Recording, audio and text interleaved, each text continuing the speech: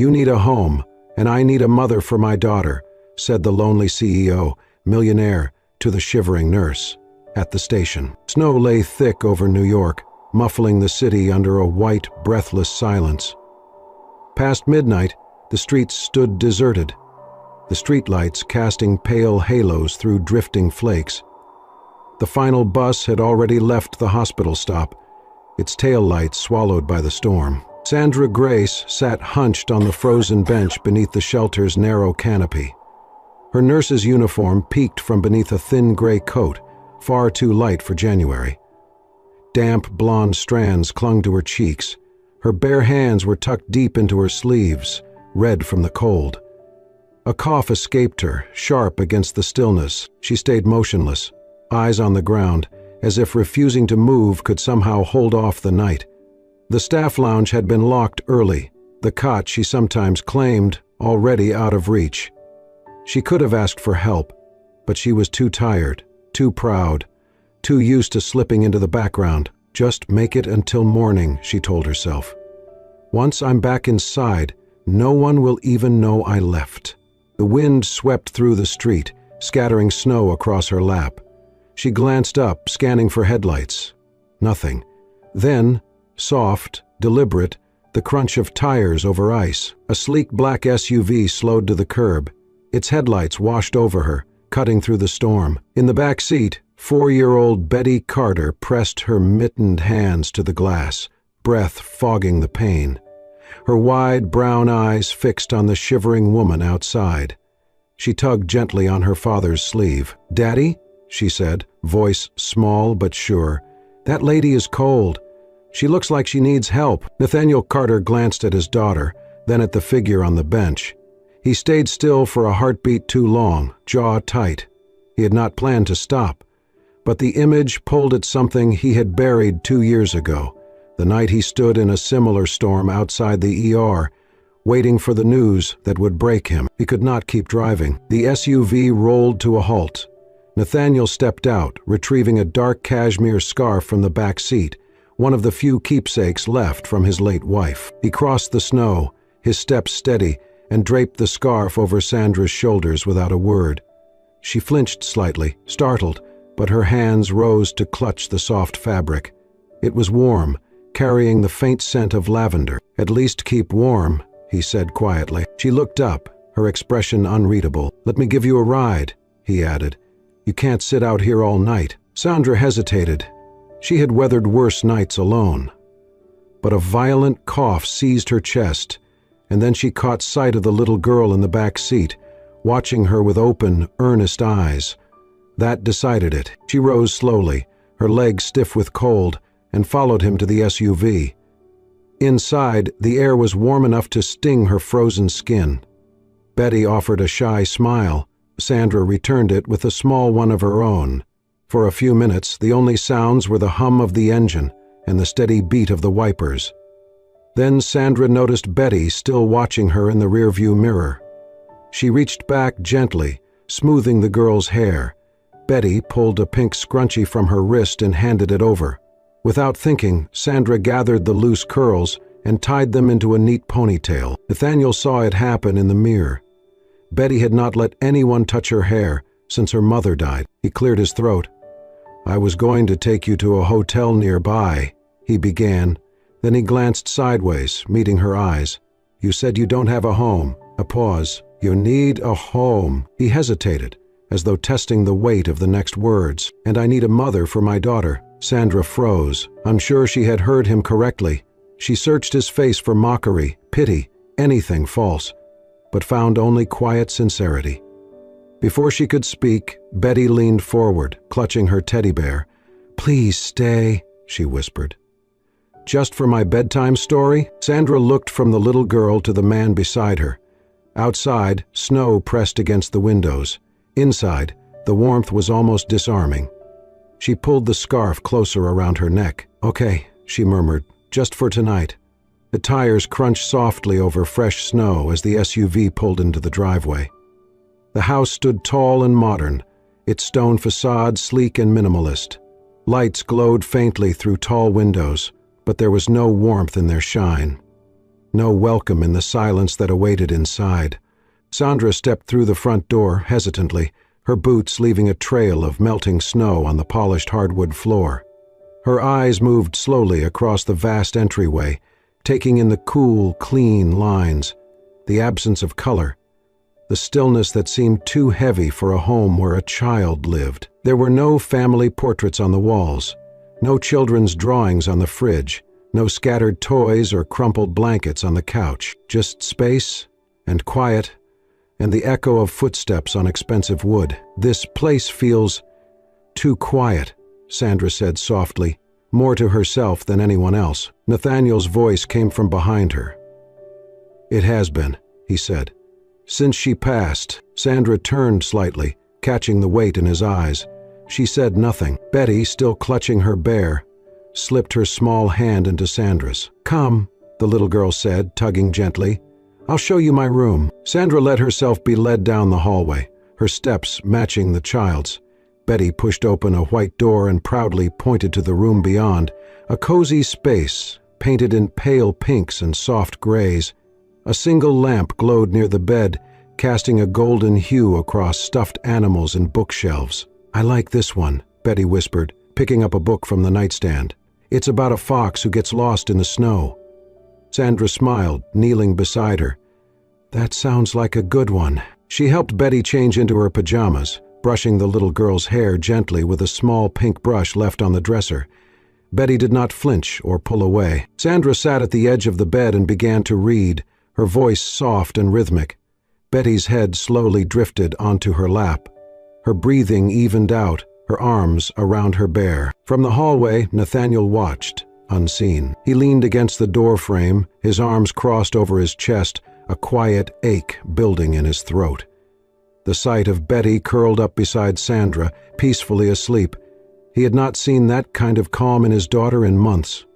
And Sandra, there was something unforced about the way she cared. No pity, no awkwardness, just presence. "Carl, could this be the beginning of something?" He turned away, quietly. Sandra, still seated on the bed, looked down at the child nestled beside her, her fingers absently brushing Betty's hair. A wave of unexpected warmth crept into her chest. He gently shifted Betty onto her pillow and tucked the blanket up to her chin before slipping out of the room. Nathaniel was waiting in the hallway. "I set up the guest room for you," he said. "It is upstairs, first door on the right." She nodded, following him quietly. The room was small but clean, with soft lighting and a gentle hum from the electric fireplace near the window. A thick quilt had been laid over the bed, and an old armchair sat beside a side table. On that table, a steaming mug of cocoa, and beside it, a folded piece of paper with neat, block handwriting. Billings' hand. "Thank you for staying, even for just tonight." Sandra stood for a long moment, staring at the note. Then she sat in the chair and picked up the mug, letting its warmth seep into her hands. The cocoa was rich, slightly sweet, and real, none of that powdered mix stuff from the hospital lounge. She curled her legs underneath her, holding the mug close. The fire flickered, and for the first time in what felt like years, she let herself breathe. She did not know what tomorrow would bring. She had no promises, no guarantees. But tonight, someone had made room for her, even just a little. And that little felt like everything. She held the mug tighter, letting its heat sink into her chest, her shoulders, her bones. Somewhere down the hall, the floor creaked as someone passed by, perhaps Nathaniel checking on Betty. Sandra closed her eyes briefly. It had been a long time since she had been anywhere she did not have to prove she belonged. A long time since she had felt welcome. Just for tonight, that was enough. The next few days passed softly, like snow settling on the ground, gentle, unnoticed, but changing everything. Sandra woke before sunrise each morning, quietly moving through the house so as not to disturb anyone. She made coffee and scrambled eggs, set out fruit and cereal for Betty, and placed a small folded napkin beside Nathaniel's mug, always with a handwritten note. "Good luck today," or at least, less chaos than yesterday. By the second morning, Nathaniel began to notice the smell of breakfast before his alarm went off. He came downstairs to find the kitchen already full of life. Betty sitting at the counter, legs swinging beneath her stool, her hair tied neatly, her shoes half done. Sandra knelt in front of the child, patiently guiding her fingers through the loops of her shoelaces. "Pull tight here," Sandra said gently. "Then make bunny ears. See?" Betty giggled when she got it wrong, then beamed with pride when she finally did it right. From the doorway, Nathaniel watched in silence. He did not say a word. But something in him shifted. That evening, Sandra offered to make dinner. She was not a gourmet cook, but her food was warm and seasoned with comfort. Rosemary chicken, roasted vegetables, a bowl of mashed potatoes so creamy Betty licked the spoon clean. Afterward, Sandra and Betty stood side by side in the kitchen, elbows deep in flour, giggling as they rolled cookie dough into uneven shapes. The radio played softly in the background.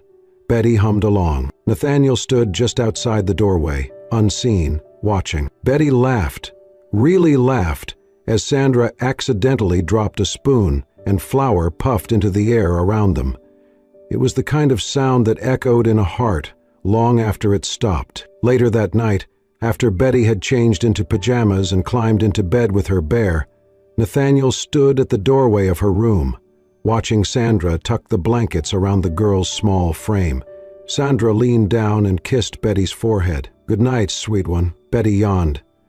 "Will you read tomorrow, too?" "I will," Sandra whispered. As she stepped into the hallway, Nathaniel remained where he was, arms folded, his voice low. "She has not laughed like that in 2 years." Sandra turned toward him slowly. "She is an amazing little girl. She was 3 when my wife died," he said, eyes still fixed on the nightlight glowing in Betty's room. "She was on call that night, a doctor. She stopped at a car accident on her way home, saved a man trapped inside, but—" He did not finish. Sandra stood beside him, saying nothing. The silence was soft, respectful. After a moment, she looked down at her hands. "My mom was a nurse. She had cancer. I left med school to care for her. She used to say, even when you are hurting, if you can help someone else breathe easier, that is a good day." Nathaniel glanced at her then, really seeing her. He nodded once. Neither of them said another word. The next night, after dinner, Sandra came downstairs to find the dining room transformed. The lights were dimmed. Candles flickered on the table, their flames swaying gently. The radio in the corner played a soft jazz melody, smooth and nostalgic. 2 wine glasses sat waiting, untouched. Nathaniel stepped into the room a moment later, holding a plate of simple cheese and crackers. "I thought," he said, almost apologetically, "you might want a moment, just for you." Sandra looked at the table, then back at him. A long pause stretched between them. Then she smiled. "Thank you," she said. And for that night, at least, there was no past, no ghosts, just warmth and the flicker of something fragile, something like peace. The storm had passed, but the night was still. Cold air lingered like memory, heavy and unmoving. It was well past midnight when Sandra jolted awake, her heart thudding, unsure why. The house was quiet, too quiet. Then she heard it, a soft whimper, muffled through walls. A child's cry. She threw on her robe and stepped into the hallway, feet moving swiftly and silently toward Betty's room. The door was cracked open. A dim nightlight painted the room in pale gold, casting long shadows. Betty was sitting upright in bed, arms wrapped around her bear, tears streaking down her cheeks. She was crying in that way children do when their dreams betray them, confused, frightened, alone. Sandra crossed the room in 2 quick steps and sat down beside her. Hey, sweetheart," she whispered, pulling the trembling girl into her arms. "It's okay. I'm here. I've got you." Betty buried her face in Sandra's chest, her small body shaking. Her voice was barely a whisper. "Don't go. Mommy, please, don't go." Sandra's breath caught. She held the little girl tighter, rocking her gently, fingers running through her curls. "I'm right here," she murmured, her voice cracking just slightly. "I'm not going anywhere. You're safe." Neither of them saw Nathaniel standing in the doorway, frozen in place. He had heard it all. The word, "Mommy," his heart slammed in his chest like a drum. He did not speak. He did not move. He simply turned away and disappeared down the hall, his face pale, jaw clenched, eyes hollow. The next morning, Sandra came downstairs early, as usual. The kitchen was silent. The dining table was untouched. No folded napkin, no footsteps, no coffee brewing. She made breakfast anyway. Betty came down, rubbing her eyes, still sleepy. Sandra helped her into her chair, poured her cereal, tied her shoes. But Nathaniel did not join them. Not that morning, not the next, not the one after. When Sandra passed him in the hallway, he offered only curt nods. His tone had gone quiet, clipped, polite. He no longer lingered after dinner. No more candles, no more jazz. He had vanished into his own home, leaving her with a child who still reached for her hand, who still asked for bedtime stories, who still laughed when they baked. But the warmth was gone from the space between Sandra and Nathaniel.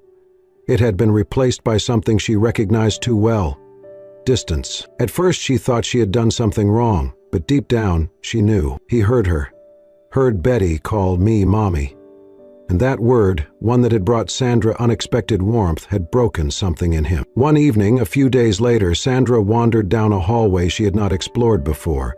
She had meant to find the linen closet, but the house was full of doors, and not all of them were open. She found one that was slightly ajar. Curiosity tugged at her. She pushed it open gently. The room was untouched. A bookshelf lined one wall, filled with medical journals and fiction alike. A pair of reading glasses rested on a desk, next to a half-used notepad. The bed was neatly made, the comforter tucked in tight. A framed photo sat on the nightstand. Nathaniel's wife.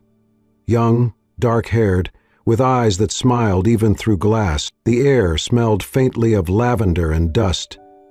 It was as if time had paused in here, unwilling to move forward. Sandra stepped inside slowly. She did not touch anything. She just stood there, her arms at her sides, her breath caught somewhere between guilt and sorrow. "You found it." She turned. Nathaniel stood in the doorway, one hand resting on the frame. "I haven't changed anything," he said, his voice low. She was everything. Sandra looked back at the room, then at him. "She must have been wonderful," she said softly. "She was," he said, eyes distant. "She was brilliant and kind and stubborn as hell." Sandra smiled, just a little. "She would have hated this," he added, gesturing around the house. "The silence, the cold." She liked noisy mornings and bright rugs and dancing while she cooked.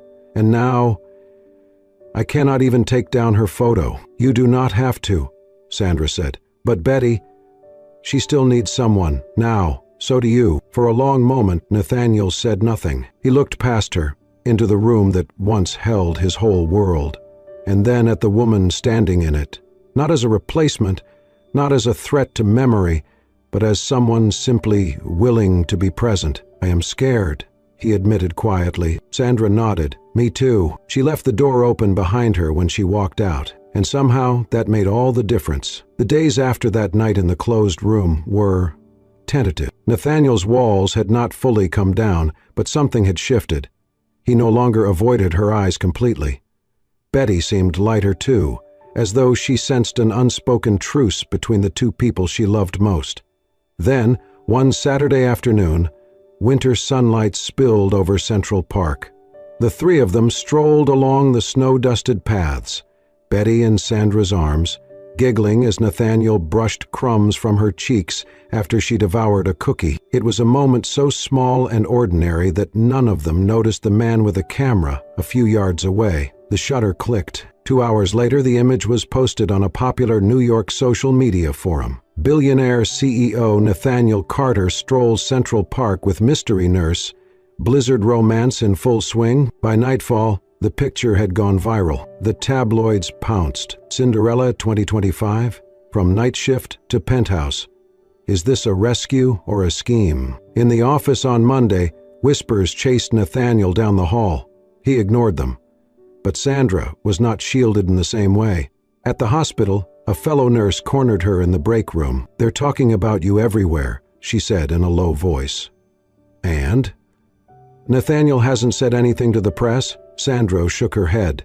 No, the nurse hesitated. I thought he would have, defended you. Sandra forced a smile and went back to her charts. But a knot had already begun forming in her chest. A week later came the company's annual Christmas gala. Nathaniel insisted Sandra and Betty come. His exact words had been, "It will be good for everyone to see you." Sandra chose a simple navy dress, modest but elegant. Betty wore a white dress with a red ribbon, twirling in delight before they left. The moment they entered the ballroom, conversations faltered. Heads turned. Eyes lingered. Sandra kept her chin high. They were halfway across the room when she caught the low voice of a woman nearby, a senior executive, speaking to a man beside her. She doesn't have a family name. No credentials worth noting. I suppose making a child call you Mommy is one way to secure your place. The words struck like ice. Sandra's hand instinctively tightened around Betty's. She turned toward Nathaniel, searching for some acknowledgement that he'd heard, some defense, some sign that he saw her. But Nathaniel turned away. He began speaking with a potential investor, his tone smooth, his posture confident, exactly as if he had heard nothing at all. The air around Sandra seemed to thin. It wasn't the sting of the gossip that hurt. It was the silence of the man who, once upon a snowy night, had told her she needed a home, and that he needed her. And now, he cannot even say, "I'm not what they think." She didn't cry. She didn't run. She bent toward Betty, voice calm. "Shall we go home, sweetie?" Betty nodded, tired from the long evening. That night the house was quiet when they returned. Nathaniel was still at the gala. Sandra packed slowly, her uniform folded neatly, her small stash of belongings fitting into the same worn bag she had brought that first night. On the desk in Nathaniel's study, she left the scarf he had draped around her shoulders in the snow. Beside it, a letter. "Nathaniel, thank you for letting me spend a few days feeling like a mother, like someone who mattered. I'm not good with explanations, and I don't need protection. But tonight, I realized maybe I never truly had a place in this life you built. Please tell Betty I love her as though she were part of me. Sandra."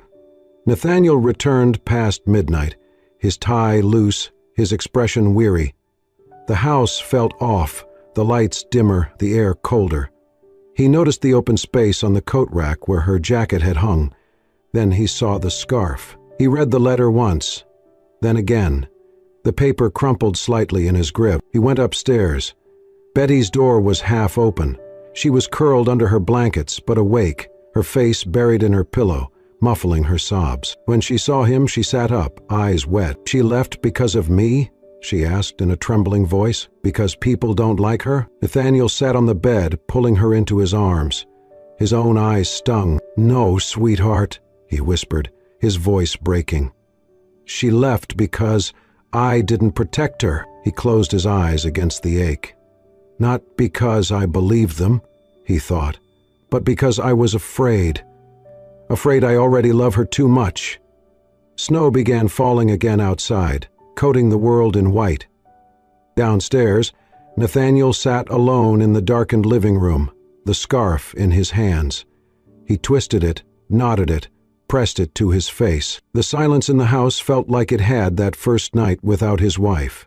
Hollow, merciless, and for the first time in years, Nathaniel Carter didn't know how to make it stop. The morning started with silence. Too much silence. Nathaniel woke to the faint sound of wind rattling against the windows. Snow was falling again, thick and relentless, blanketing the front yard in white. He stretched, expecting to hear Betty's footsteps or Sandra's soft humming from the kitchen, but the house was still. He sat up, checked the clock. 7:13 IE-dem. Too late for this kind of quiet. He stepped into the hallway. Sandra's room was empty. The door was open. No signs of her things. His stomach tightened. "Betty?" he called, moving faster now. "Sweetheart?" No answer. He checked the child's room. Bed made, blanket pushed to the side. Her slippers were missing. So was her coat. His heart dropped. He ran to the front door and saw it, ajar. Just a crack, but enough for snow to drift in and pool on the floor. Panic shot through him. "Ducky!" His shout echoed through the hallway. He grabbed his phone and dialed emergency services with shaking hands, stumbling into his boots, his coat. "This is Nathaniel Carter. I need help. My daughter is missing. She's 4 years old, left the house sometime early morning, blonde hair, brown eyes, wearing a red coat and boots. Last seen? I do not know. Please just send someone." He barely waited for their response. Out the door, into the storm. He slipped on the front steps, caught himself, then kept running, into the street, shouting her name, again and again. "Makes." Betty. Neighbors peeked through curtains, but no one had seen her. His breaths came in gasps, his voice hoarse. Frozen. The snow blinded him. His shoes filled with ice. Not again. His pulse roared in his ears. Not again. Not again. He stopped at the corner, bent over, hands on his knees, chest heaving. "Please," he whispered. "Not my daughter, too." Then, a flicker, something deep in memory. The bus stop, the bench, the scarf. That night, he took off running, heart pounding harder than it ever had in his life. Blocks passed in a blur. Snow swallowed his footprints before he could look back, and then, just beyond the 4th intersection, he saw her. A small figure in red, curled up on the icy bench, arms wrapped around something in her lap. He slowed, chest burning, legs numb, vision stinging from wind and tears. She was holding a piece of paper. As he neared, he saw what it was, one of her crayon drawings. A family, a tall man, a blonde woman, a little girl in the middle. Nathaniel dropped to his knees in the snow. "Daddy?" She looked up, blinking through her tears. Her cheeks were raw from wind, her nose was running, but her voice was steady. "I wanted to find Mommy Sandra." He pulled her into his arms, holding her tight, like he might never let go. "I thought she was gone forever," Betty whispered. Nathaniel buried his face in her coat, nodding, shaking, kissing her hair. "I am so sorry," he whispered back. So sorry. Snow kept falling, quietly, around them, but in his arms, warmth slowly returned. Sandra had not planned on staying long at the nursing home. Her former colleague, Margaret, had offered her the spare room just until she could figure things out. The tiny guest space was warm, quiet, and smelled faintly of lavender. But nothing about it felt like home. She had been sitting by the window that morning, watching snow fall onto the nursing home's back garden, lost in thought, when something pulled her gaze to the street. Across the road, by the old bus stop bench, sat a child in a red coat. Sandra's breath caught in her throat. She stood so fast the teacup in her hand clattered to the floor. No, it can't be, but it was. Betty, curled up, arms around her knees, shivering violently, holding a crumpled drawing against her chest. Sandra ran. She flew down the front steps in slippers, coat barely buttoned, ignoring Margaret calling after her. The cold hit her like a wave, but she did not feel it. Her eyes locked on the tiny girl alone in the snow. "Betty!" she cried. Betty's head shot up. The moment their eyes met, the little girl stood and ran. Sandra dropped to her knees in the snow, just in time to catch her, pulling her close, wrapping her arms around her like a lifeline. Betty clung to her with everything she had. "I missed you," the child whispered, tears streaming down her face. "I looked everywhere." Sandra was crying too now, burying her face in the little girl's coat, whispering back over and over. "Oh, I'm here. I'm here. You're safe." Behind them, footsteps pounded through the snow. Nathaniel rounded the corner, his face flushed, hair wild, chest heaving, his eyes locked on Betty in Sandra's arms, and something inside him cracked wide open. He stopped, breathless, then stepped forward. Sandra looked up, and for the first time since she had left, their eyes truly met. Nathaniel dropped to his knees in the snow, not from exhaustion, from something deeper. "I was wrong," he said, voice raw. "I let fear speak for me." Sandra said nothing, her arms still around Betty, her heart pounding. Nathaniel continued, "I thought I was protecting her, protecting myself.